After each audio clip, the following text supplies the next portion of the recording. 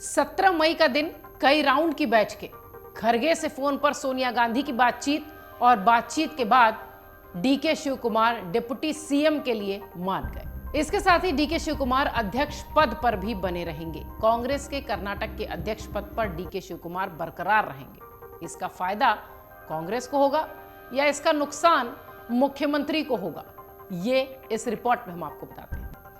मुख्यमंत्री के ऐलान के बाद ही कांग्रेस में बगावत का डर सताने लगा है और क्या इसमें बीजेपी को फायदा हो सकता है, ये भी कई सारे राजनीतिक पंडित बोल रहे हैं। ये बातें क्यों हो रही हैं, ये हम आपको बताते हैं अपनी इस रिपोर्ट में। दरअसल कर्नाटक में सीएम की कुर्सी को लेकर कमोवेश वही स्थिति है जो स्थिति हमने राजस्थान में देखी, जो स्थिति हमने कांग्रेस की मध्य प्रदेश में देखी, उसका सीधा खामियाजा कांग्रेस ने भुगता है। और अगर कर्नाटक में डीके शिव कुमार और सिद्धारमैया पावर को लेकर लड़ते हैं तो कांग्रेस को फिर यहां नुकसान हो सकता है।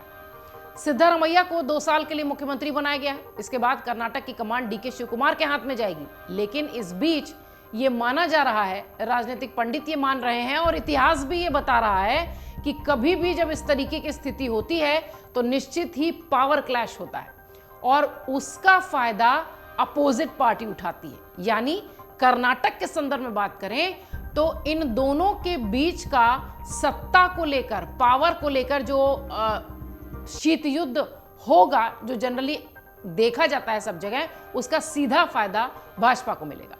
सिद्धारमैया नहीं चाहेंगे कि उन पर डीके शिव कुमार किसी तरह से भारी पड़े और शिव कुमार तो बिल्कुल नहीं चाहेंगे कि वो सिद्धारमैया के आगे झुके। ऐसे में इन 2 सालों के अंदर खुलकर शीत युद्ध भी हो सकता है और खुलकर जंग भी हो सकती है।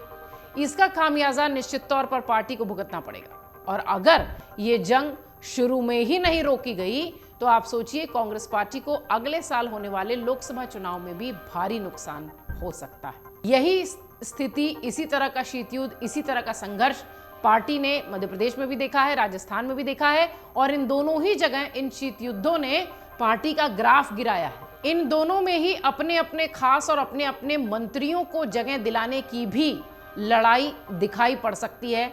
ये भी एक बड़ी समस्या। तो निश्चित तौर पर डीके शिव कुमार का जब कांग्रेस में अध्यक्ष पद बना रहेगा, कर्नाटक कांग्रेस में वो अध्यक्ष पद पर रहेंगे, तो सिद्धारमैया से उनका विवाद होना तय है। चूंकि कांग्रेस का इतिहास रहा है कि जिस जिस जगह पर उसने बम्पर जीत हासिल की है वहां आपसी गुटबाजी ने उसको नुकसान पहुंचाया।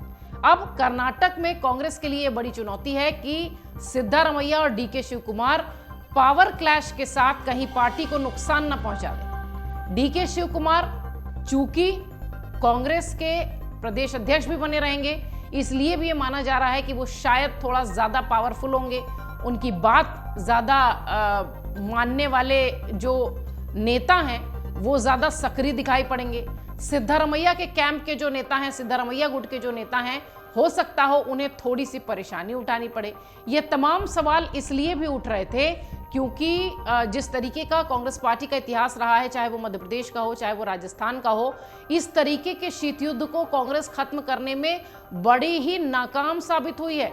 अशोक गहलोत और सचिन पायलट का युद्ध अभी खत्म ही नहीं हुआ है और राजस्थान में चुनाव होने हैं और इसका पूरी तरह से सियासी फायदा भाजपा को मिल सकता है। अब डीके शिव कुमार कांग्रेस के अध्यक्ष पद के साथ साथ डिप्टी सीएम भी हैं।